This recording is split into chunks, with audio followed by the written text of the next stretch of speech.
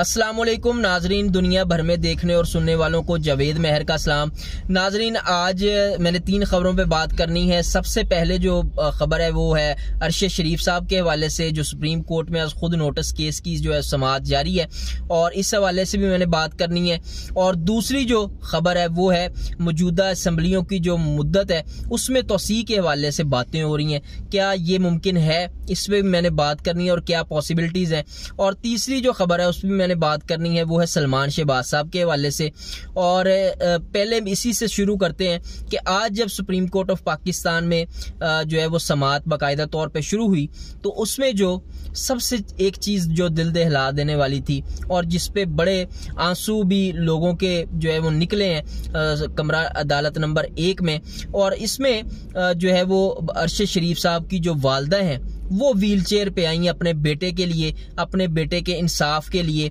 वो supreme court of Pakistan में आई और उन्होंने एक ही बात की कि मुझे इंसाफ मिलना चाहिए, और बिल्कुल इंसाफ मिलना चाहिए, क्योंकि जो बातें हो रही हैं पिछले दिनों से उसमें जो सारी नजरें वो सुप्रीम कोर्ट के ऊपर हैं, और पाकिस्तानी कौम भी ये चाहती है और उनके अहले खाना भी ये चाहते हैं कि उनको इंसाफ मिले और इंसाफ होता हुआ नजर आए। जब समाअत बाकायदा तौर पे शुरू हुई तो इसमें जो FIR के हवाले से बताया गया कि FIR का इंदराज कर लिया गया है, जिसमें अदालत ने ये कहा कि FIR जो है वो बड़ी मुख्तसर है। उसकी वजह यह है कि ना तो तफ्तीश हुई है इस हवाले से और ना ही कोई चश्मदीद गवाह है, और ये भी बताया गया कि जो फैक्ट फाइंडिंग रिपोर्ट है वो भी अदालत में जमा करवा दी गई है। और इस हवाले से जो अदालत को ये भी बताया गया कि बाकायदा तौर पे अब जो है वो स्पेशल JIT की तश्कील हम दे रहे हैं, तश्कील 9 कर रहे हैं, और कल तक जो है वो अदालत ने कहा कि JIT की जो तश्कील है उस हवाले से हमें आगाह किया जाए, और जो नाम है उसमें JIT के हवाले से अफसरान के, उस हवाले से भी हमें आगाह किया जाए, और इस बात को यकीनी बनाया जाए कि जो अफसरान है वो आजादाना तौर पे काम कर सकें और सीनियर अफसरान हों। और इस हवाले से JIT ने यह भी कहा कि ऐसे अफसरान हों जो कि मामला फहम हो और जिनको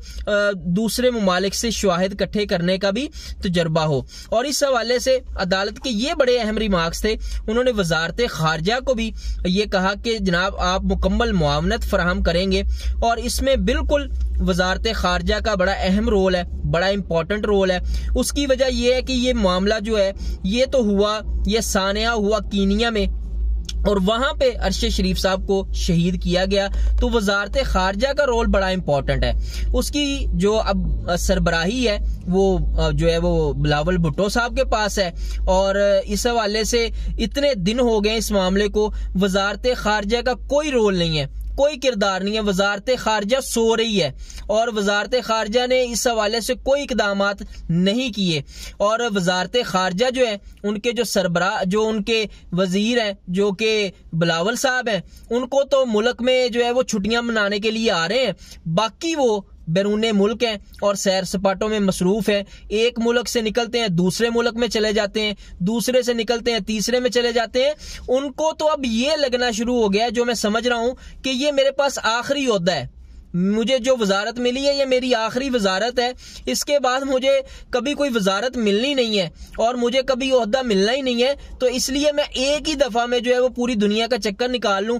तो ये तो सूरत हाल है वजारत खारजा की, और बाकी दुनिया के साथ भी आप मामला देखें तो मामले उसी पे वापस आते हैं। आलमी अदारों से जो है वो मुआवनत के हवाले से भी कहा कि अगर आप आलमी अदारों से मुआवनत लें, अक़वाम मुत्तहिदा से भी जो है वो मुआवनत ले सकते हैं, और अरशद शरीफ साहब के जो अहले खाना है उनको जो है वो तफ्तीश से पूरी तरह से आगाह रखा जाए और जो मालूमात हैं उनको फराहम की जाए। और इसी तरह जब उनकी वालदा को बात करने का मौका दोबारा से दिया गया तो उसमें उन्होंने कहा कि जो JIT की रिपोर्ट है उसमें ये लिखा हुआ है कि अरशद शरीफ को मुल्क छोड़ के क्यों जाना पड़ा और अरशद शरीफ को UAE से क्यों निकाला गया, ये सारी बातें लिखी हुई हैं। लेकिन उस पर अदालत ने कहा कि दोबारा से हम मुतमिन नहीं है, तो दोबारा से जो है वो JIT की तश्कील की जाए और वो जो है वो अपनी रिपोर्ट जो है वो जमा करवाए, और उसमें जो उनकी वालदा का बयान है वो दोबारा से लेने के हवाले से भी उनको जो है वो डायरेक्शन दी गई। और अरशद शरीफ साहब के हवाले से ये भी है, बहुत बड़ी खबर है कि उनकी वालदा ने अब जो है बाकायदा तौर पे सुप्रीम कोर्ट में एक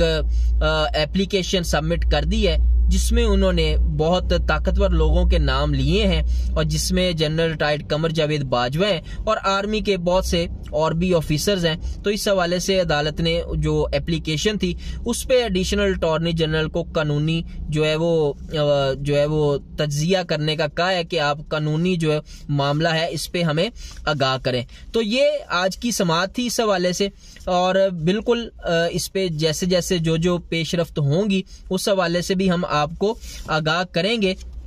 और जो आने वाली खबरें हैं उस पे भी आपको बताएंगे। दूसरी जो खबर है जिस पे मैंने बात करनी है वो है मौजूदा असम्बलियों की मुद्दत में तौसीह के हवाले से, क्योंकि आजकल बड़ी बातें हो रही हैं कि मौजूदा असम्बलियों की मुद्दत में 1 साल तक तौसीह कर दी जाए, क्योंकि इसमें बहुत से बयानात भी हैं PDM के, और जो मौलाना फजल रहमान है वो भी इस हवाले से बयान दे चुके हैं कि हम 1 साल तक की तौसीह कर सकते हैं। बिल्कुल 1 साल तक की तौसीह, 6 माह की तौसीह हो सकती है, लेकिन उसके लिए ऐसा होना जरूरी है कि गैर यकीनी की सूरत हाल हो, कोई ऐसी इमरजेंसी हो जिसमें जो है वो बिल्कुल असम्बलियों की मुद्दत में तौसीह हो सकती है, और सदर मुमलिकत ऑफ पाकिस्तान जो है उनका किरदार जो है वो फैसला कुन है इस हवाले से। और देख लें आप, सदर मुमलिकत जो है वो है डॉक्टर आरिफ अलवी और वो है PTI से, तो क्या ये करना आसान होगा? क्योंकि आयन का आर्टिकल 232 की मदद दरकार होगी इसमें, और आयन के आर्टिकल 232 की शिक 1 के तहत जो है वो सदर मुमलिकत का मुतमिन होना इस हवाले से जरूरी है कि आया जो है वो असम्बलियों की मुद्दत में ऐसी सूरत हाल है कि इसमें कोई तौसीह की जाए। और सदर मुमलिकत जो है वो खिलफिशार जो है अंदरूनी, उसकी वजह से भी इमरजेंसी जो है वो का नफाज कर सकते हैं, और इस हवाले से ये जो मुकम्मल पावर है ये सदर मुमलिकत के पास है, और इस पे जो है वो देखते हैं सदर मुमलिकत इस पे मुतमिन होंगे, क्योंकि ख्वाब जो है वो PDM देख रही है इस हवाले से, लेकिन जरूरी नहीं कि सारे ख्वाब पूरे भी हों। तो अब जो लास्ट में मैंने बात करनी है वो है सलमान शहबाज साहब के हवाले से। जनाब ने बाकायदा तौर पे अब इस्लामाबाद हाई कोर्ट में दरख्वास्त सबमिट कर दी है, जिसमें उन्होंने कहा है कि जी मुझे हिफाजती जमानत दी जाए 2 हफ्तों के लिए। बिल्कुल आपको हिफाजती जमानत मिलनी चाहिए, लेकिन बात यह है कि जब आपको कोई अदारा पूछता है कि आपने चोरी कैसे की, ये चोरी का माल कहां से आया, ये डाके आपने कहां पे मारे, किस तरह से मारे, उस वक्त तो आप रात के अंधेरों में मुल्क से फरार हो जाते हैं। उस वक्त तो आप जो है वो दारों की इज्जत नहीं करते। जब आपको ये फील होता है कि हालात हमारे लिए साजगार हैं, हम गवर्नमेंट में है, हमारा खानदान गवर्नमेंट में है, तो आप मुल्क में आ जाते हैं, क्योंकि आपने जाना वहीं पे है जो आपका भाई घर है लंदन। आप सिर्फ पाकिस्तान में छुट्टियां मनाने के लिए आते हैं, और वो उसी वक्त आते हैं जब आपका खानदान गवर्नमेंट में होता है। तो सलमान शहबाज साहब हिफाजती जमानत तो आपने दायर कर दी है, लेकिन इस हवाले से जब अदारे आपको बुलाएं तो पाकिस्तान के ही अदारे हैं, पाकिस्तान के अदारों को आपको जवाबदेह होना चाहिए। ये नहीं हो सकता माफ कीजिएगा, ये नहीं हो सकता कि अदारे आपको बुलाएं, आप दुम दबा के मुल्क से भाग जाएं, और जब आपके लिए हालात साजगार हों तो आप पाकिस्तान में वापस आ जाएं। तो देखते हैं, अब बाकायदा तौर पे इस पे समाअत होगी तो देखते हैं क्या पेशरफ्त होती है। आज तक के लिए इतना ही, इंशाल्लाह मिलते हैं अपने अगले व्लॉग में कुछ नई खबरों के साथ, नए तज्जियों के साथ। अपना और अपने इस चैनल का ख्याल रखिएगा। पाकिस्तान जिंदाबाद।